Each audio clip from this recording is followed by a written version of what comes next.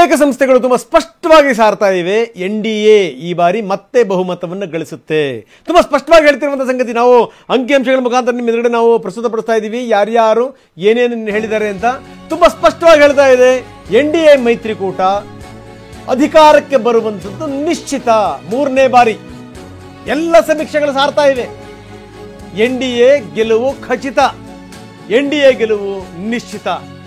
ನಿಜ 400 ಪಾರ್ ಆಗಲ್ಲ, ಆದರೆ ಎನ್ಡಿಎಗೆ ಬಹುಮತ ಗ್ಯಾರಂಟಿ ಬರುತ್ತೆ ಅಂತ ಹೇಳ್ತಾ ಇವೆ ಸರ್ವೆಗಳು.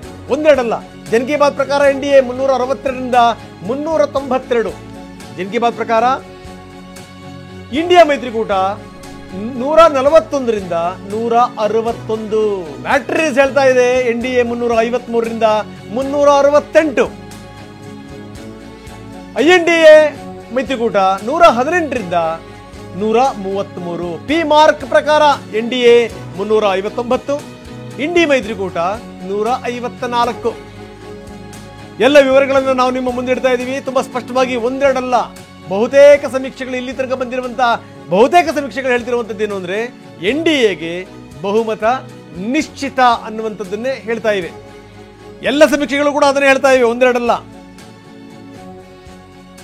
ನಿಜ ಏನು ಅಂದ್ರೆ ಈ 400 ಹೇಳಿದ್ರಲ್ಲ, ನಾವು 400ನ್ನ ನಾವು ಅದನ್ನು ದಾಟಿ ಮುಂದಕ್ಕೆ ಹೋಗ್ತೀವಿ ಅಂತ. ಅದಾದ್ಮೇಲೆ ಮೋದಿಯವರೇ ಒಪ್ಕೊಂಡ್ರು, ಇಲ್ಲ ಇದು ನಮ್ಮ ಒಂದು ಚುನಾವಣೆಯ ತಂತ್ರದ ಒಂದು ಭಾಗ ಆಗಿತ್ತು.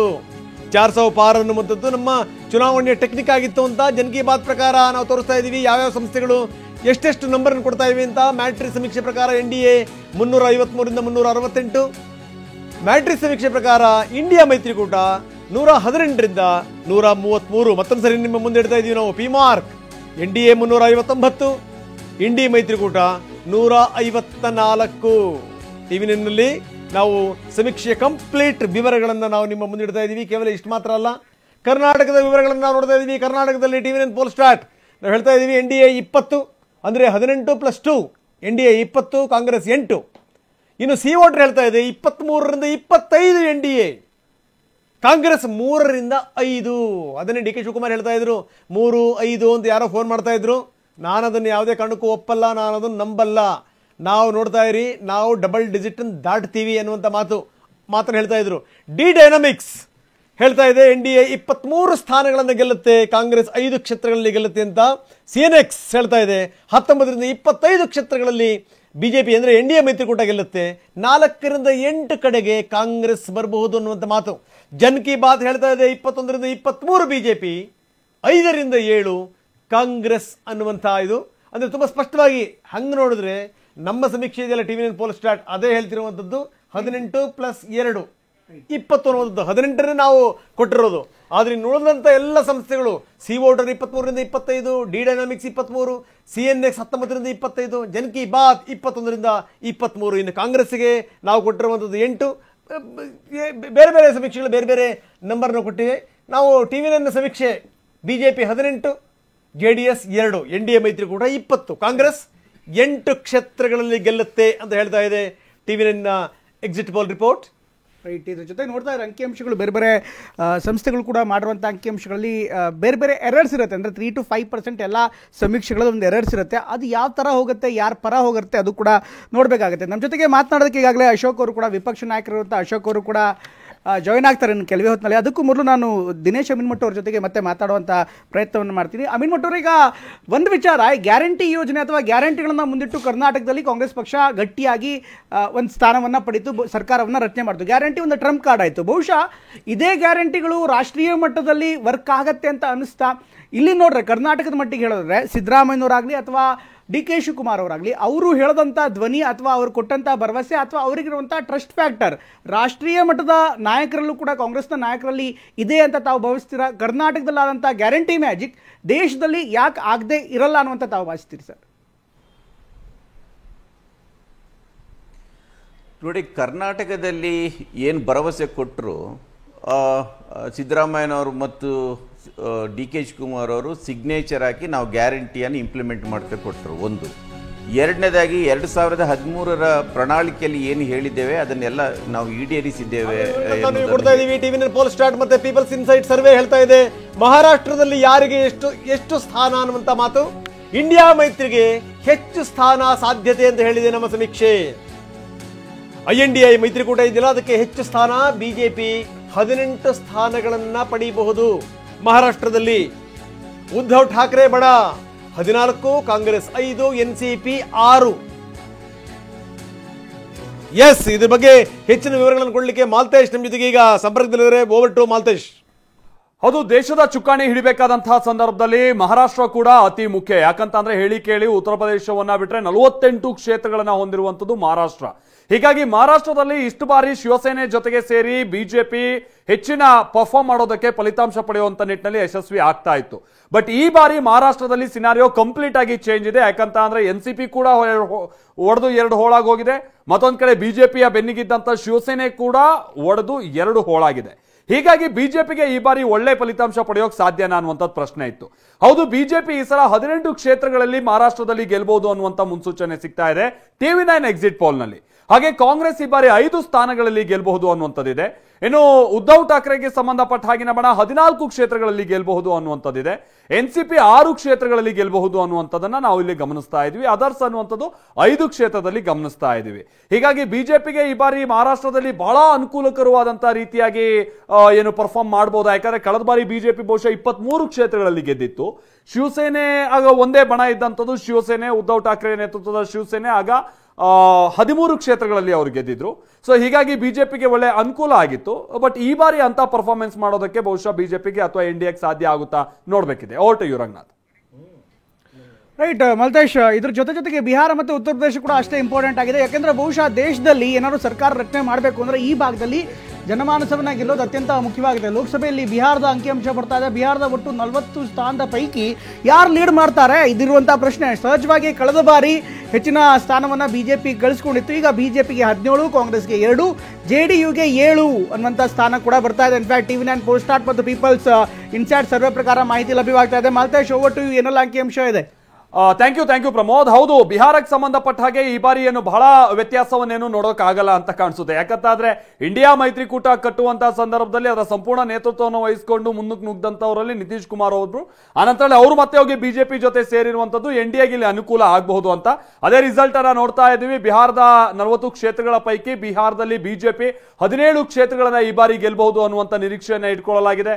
ಹಾಗೆ JDU ಬಿಜೆಪಿಯ ಮಿತ್ರ ಪಕ್ಷ ಅಂತ ನಾವು ಇಲ್ಲಿ ಕನ್ಸಿಡರ್ ಮಾಡಿದ್ರು ಕೂಡ 7 ಕ್ಷೇತ್ರಗಳನ್ನ ಗೆಲ್ಲಬಹುದು ಅಂತೇಳಿ ನಾವು ನೋಡಿದ್ರು. ಹೆಚ್ಚು ಕಡಿಮೆ 24 ಸ್ಥಾನಗಳನ್ನ ಈ ಬಾರಿ NDA ಮೈತ್ರಿಕೂಟ ಅಲ್ಲಿ ಗೆಲ್ಲೋದಕ್ಕೆ ಅವಕಾಶ ಇದೆ.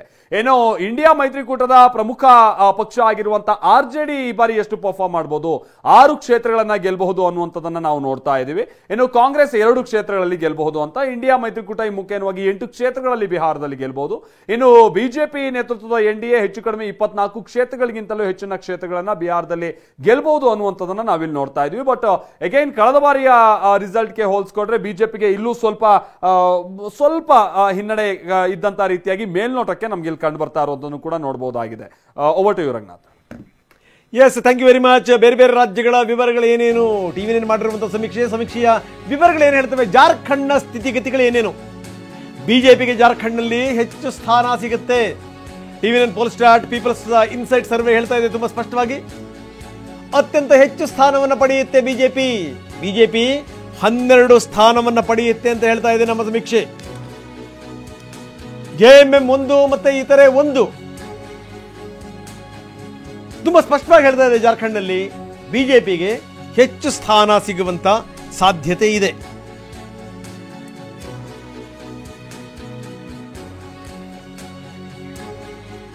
ಬನ್ನಿ, ಅಶೋಕ್ ನಮ್ಮ ಜೊತೆಗೆ ಜಾಯ್ನ್ ಆಗಿದ್ದಾರೆ, ವಿರೋಧ ಪಕ್ಷದ ನಾಯಕರು. ಅಶೋಕ್ ಅವರೇ, ನೋಡ್ತಾ ಇದ್ದೀವಿ ಯಾಕಂದ್ರೆ ಈ ಬೇರೆ ಬೇರೆ ಸಂಗತಿಗಳು, ಬೇರೆ ಬೇರೆ ಸುದ್ದಿಗಳು ಕೂಡ ಹಬ್ಬಿತ್ತು ಇತ್ತೀಚಿನ ದಿನಗಳಲ್ಲಿ. ಯಾಕಂದ್ರೆ ವಿಪಕ್ಷದ ನಾಯಕರು ಮೇಲಿಂದ ಮೇಲೆ ಆರೋಪಗಳನ್ನು ಮಾಡ್ತಾ ಇದ್ರು. ಅವ್ರು ಹೇಳ್ತಿದ್ದೇನು ಅಂತಂದ್ರೆ ಮೋದಿಯವರ ವರ್ಚಸ್ಸು ಕಡಿಮೆ ಆಗಿದೆ. ಜೊತೆಗೇನು ಅಂತಂದ್ರೆ ಈ ಹಂತಗಳಲ್ಲಿ ಯಾವ ರೀತಿ ಆಶ್ವಾಸನೆಗಳು, ಯಾವ ರೀತಿ ಮಾತುಕತೆಗಳು ಬಂತಲ್ಲ, ಅದನ್ನೆಲ್ಲ ಉಲ್ಲೇಖಿಸ್ತಾ ಇದ್ರು. ಈ ಬಾರಿ ಎಲ್ಲ ಒಂದು ಕಡೆಗೆ ಭ್ರಮನಿರಸನ ಆಗ್ತಾ ಇದೆ, ಭಯಗೊಂಡಿದ್ದಾರೆ.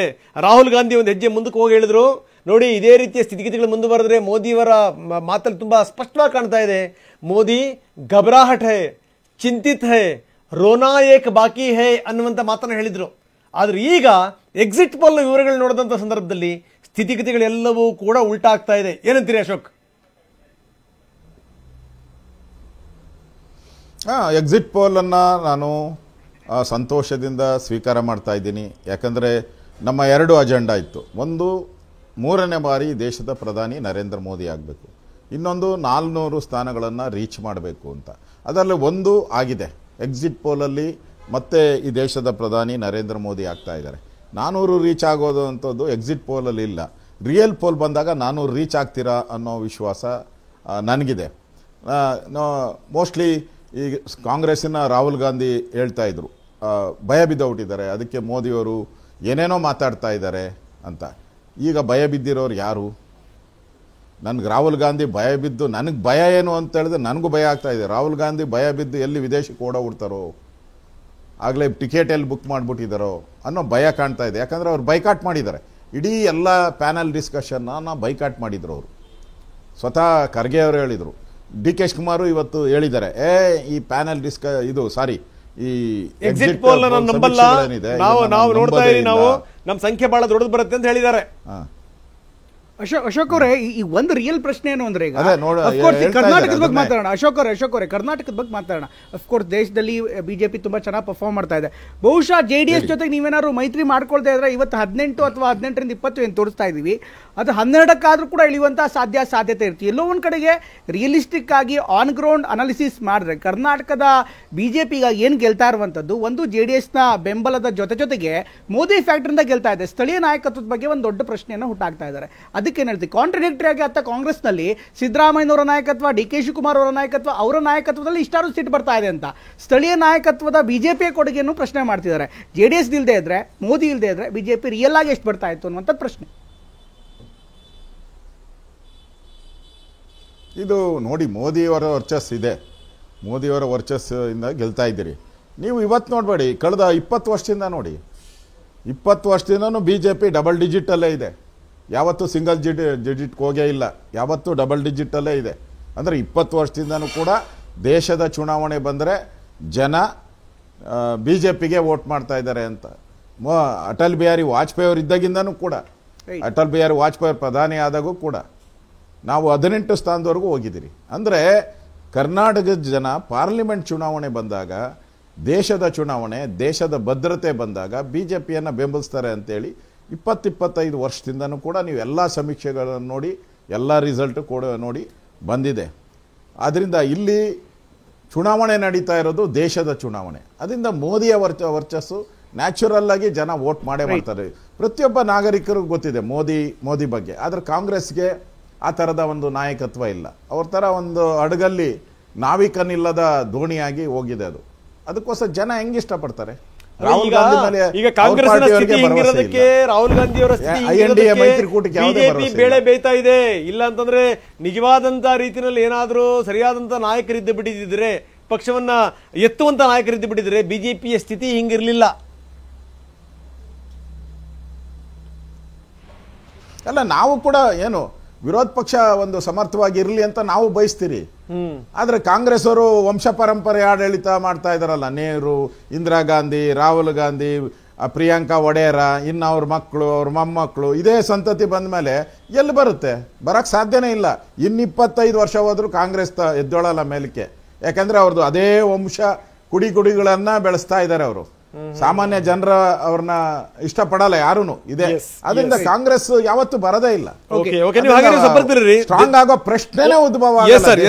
ಅಶೋಕ್ ಅವರು, ನೀವು ಹಾಗೆ ನೀವು ಸಂಪರ್ಕದಲ್ಲಿ ಇನ್ನಷ್ಟು ನಾನು ನಿಮ್ಮ ಜೊತೆಗೆ ಮಾತಾಡ್ತೀನಿ. ನಾನು ದಿನೇಶ್ ಅಮ್ಮಿನಮಠ ಅವ್ರಿಗೆ ಒಂದು ಪ್ರಶ್ನೆ ಕೇಳಬೇಕು ಸರ್. ಹಿಂದೆ ಈ ಕೋವಿಡ್ ಸಂದರ್ಭದಲ್ಲಿ ಒಂದು ಸಂವಾದ ಇತ್ತು. ಆ ಸಂದರ್ಭದಲ್ಲಿ ನಾನೊಂದು ಅಡ್ವೈಸ್ ಕೊಟ್ಟಿದ್ದೆ ನಾನು ರಾಹುಲ್ ಗಾಂಧಿ ಅವರಿಗೆ. ನೋಡಿ, ನೀವು ಈ ರೀತಿ ಇದ್ರೆ ಆಗಲ್ಲ, ಜನರ ನಡುವೆ ಬರಬೇಕು, ಜನರ ನಡುವೆ ಬಂದರೆ ಮಾತ್ರ ನೀವು ನಾಯಕರಾಗ್ಲಿಕ್ಕೆ ಸಾಧ್ಯ ಅಂತ.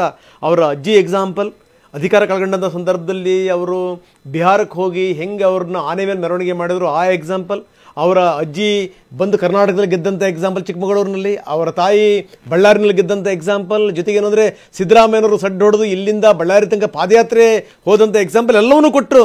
ಜನರ ನಡುವೆ ಬರಬೇಕು, ನಿಮ್ಮ ಶಕ್ತಿ ಸಾಮರ್ಥ್ಯವನ್ನು ತೋರಿಸಬೇಕು ಅನ್ನುವಂಥ ಮಾತನ್ನು ಹೇಳಿದ್ದೆ. ದೊಡ್ಡ ಹಂಗಾಮ ಸೃಷ್ಟಿಯಾಗ್ಬಿಟ್ಟಿತ್ತು ಸರ್. ದೊಡ್ಡ ಮಟ್ಟದಲ್ಲಿ ಟ್ರೋಲ್ ಆಗಿದ್ದೆ ನನ್ನ ಪ್ರಶ್ನೆ ಬೇರೆ. ಆದರೆ ಈಗ ಗೊತ್ತಾಯ್ತು ಏನು ಅಂತಂದರೆ, ಜನರ ನಡುವೆ ಇರಬೇಕು, ಓಡಾಡಬೇಕು, ಹಂಗಾದ್ರೆ ಮಾತ್ರ ಒಂದಿಷ್ಟು ಕನೆಕ್ಟ್ ಆಗಕ್ಕೆ ಸಾಧ್ಯ ಅಂತ. ಇದು ಒಂದು ಕಡೆಗೆ. ಇಷ್ಟೆಲ್ಲ ಮಾಡಿದರೂ ಕೂಡ ಭಾರತ್ ಜೋಡೋ ಮಾಡಿದ್ರಲ್ಲ, ಎಲ್ಲೋ ಒಂದು ಕಡೆಗೆ ಓಟ್ಗಳನ್ನು ಜೋಡ್ಸೋಕ್ಕಾಯ್ತಾ ಅನ್ನುವಂಥದ್ದು ನನ್ನ ಪ್ರಶ್ನೆ. ಓಟ್ಗಳನ್ನು ಜೋಡ್ಸೋಕ್ಕಾಯ್ತಾ? ಎಲ್ಲಿ ಕಾಂಗ್ರೆಸ್ ಎಲ್ಲಿ ಎಡುತ್ತಾ ಇದೆ ದಿನೇಶ್ ಅಮ್ಮಿನಮಠ ಅವರು ತಮ್ಮ ಪ್ರಕಾರ? ಅಲ್ಲ, ಒಂದು ಜನರ ಜೊತೆ ಸಂಪರ್ಕ ಇಲ್ಲ ಅಂತ ಹೇಳಲಿಕ್ಕೆ ಆಗ್ತಾ ಇಲ್ಲ. ನೀವು ಭಾರತ್ ಜೋಡೋ ಯಾತ್ರೆಯನ್ನು ನೀವೇ ಪ್ರಸ್ತಾಪ ಮಾಡಿದಿರಿ. ಭಾರತ್ ಜೋಡೋ ಯಾತ್ರೆ ಮಾಡಿದ್ರು ಕಾಲ್ನಡಿಗೆಯಲ್ಲೇ ಕನ್ಯಾಕುಮಾರಿಯಿಂದ ಕಾಶ್ಮೀರದವರೆಗೆ ಹೋದರು. ನೀವೆಲ್ಲ ಮಾಧ್ಯಮದಲ್ಲಿ ಗಮನಿಸಿದಿರಿ. ಅದೊಂದು ಆ ಚಂದ್ರಶೇಖರ್ ಕೂಡ ಆ ರೀತಿಯ ಪಾದಯಾತ್ರೆಯನ್ನು ಮಾಡಲಿಲ್ಲ. ಭಾರತದ ಇತಿಹಾಸದಲ್ಲಿ ಯಾರೂ ಕೂಡ ಸಾಮಾನ್ಯ ಜನರ ಜೊತೆಗಿನ ಆ ರೀತಿಯ ಸಂವಾದವನ್ನು ಯಾರೂ ಮಾಡಿಲ್ಲ. ಇನ್ಕ್ಲೂಡಿಂಗ್ BJP ರಥಯಾತ್ರೆ ಮಾಡಿರ್ಬೋದು, ಆದರೆ ಈ ರೀತಿಯ ಜನಸಾಮಾನ್ಯರ ಜೊತೆ ಸ್ಪಂದಿಸುವಂಥ ಕೆಲಸ ಮಾಡಿಲ್ಲ. ಇದು ಏನಾಗಿದೆ ಅಂದರೆ, ಇವತ್ತು BJP ನಾನು ಇನ್ನು 3ನೇ ಬಾರಿ ಅಧಿಕಾರಕ್ಕೆ ಬರಲಿ, ಆಲ್ ದಿ ಬೆಸ್ಟ್. ಆದರೆ ಸಾಧನೆಯ ಬಲದಿಂದ ಅವರು ಓಟು ಕೇಳಿ ಈ ಚುನಾವಣೆಯಲ್ಲಿ ಗೆದ್ದಿದ್ರೆ ನಾವೆಲ್ಲ ಖುಷಿ ಪಡಬೇಕಾಗುತ್ತೆ. ಆದರೆ ಇದು ಈ ರೀತಿಯ ಒಂದು ಎಮೋಷನಲ್ ಇಶ್ಯೂ. ನಾವು ಜನಸಾಮಾನ್ಯರ ಹತ್ರ ಹೋದರೂ ಕೂಡ ದೇಶಕ್ಕಾಗಿ ಮೋದಿ ಬೇಕು ಅಂತ ಹೇಳ್ತಾರೆ. ನೀವು ಕರ್ನಾಟಕದ ರಿಸಲ್ಟನ್ನೇ ನೋಡಿ, ವಿಧಾನಸಭೆ ಚುನಾವಣೆಗೆ ಒಂದು ರೀತಿ ಮತ ಹಾಕ್ತಾರೆ, ಲೋಕಸಭೆ ಚುನಾವಣೆಗೆ ಒಂದು ರೀತಿ ಮತ ಹಾಕ್ತಾರೆ. ನೀವು ಕಳೆದ ಚುನಾವಣೆಯಲ್ಲಿ 2018ರ ಚುನಾವಣೆಯನ್ನು ನೋಡಿ, 19ರಲ್ಲಿ ಲೋಕಸಭೆಯಲ್ಲಿ ಹೇಗೆ ವೋಟ್ ಮಾಡಿದ್ರು ಅಂತ, 2013ರ ವಿಧಾನಸಭೆ ನೋಡಿ, ದಿನೇಶ್ ಅಮ್ಮಿನಮಠ ನಾನು ಬೇರೆಯವರಿಂದ ಈಗ ನಿರೀಕ್ಷೆ ಮಾಡ್ತೀನಲ್ಲ ಗೊತ್ತಿಲ್ಲ, ಆದ್ರೆ ದಿನೇಶ್ ಅಮ್ಮಿನಮಠ ಅವರಿಂದ ಒಂದಷ್ಟು ಆತ್ಮಾವಲೋಕನ ಮಾಡ್ಕೋಬೇಕು ನಾಯಕರು ಕೇಳಿದಂಥವ್ರು. ಅಂತ ಉತ್ತರಗಳನ್ನು ನಾನು ನಿರೀಕ್ಷೆ ಮಾಡ್ತೀನಿ. ಯಾಕಂದ್ರೆ ಜನರನ್ನು ನೀವು you are underestimating people, voters. ಅಂದ್ರೆ ಬರೀ ಭಾವನಾತ್ಮಕ ಸಂಗತಿಗಳಿಗೆ ಕೇಳಿ ಅವರಿಗೆ ವೋಟ್ ಹೊತ್ತಕ್ಕೆ ಸಾಧ್ಯನಾ? ನೀವು ಹಾಗೆ ನೀವು ಸಂಪರ್ಕದಲ್ಲಿರಿ. ಇನ್ನಷ್ಟು ನಾನು ಮಾತಾಡ್ತೀನಿ.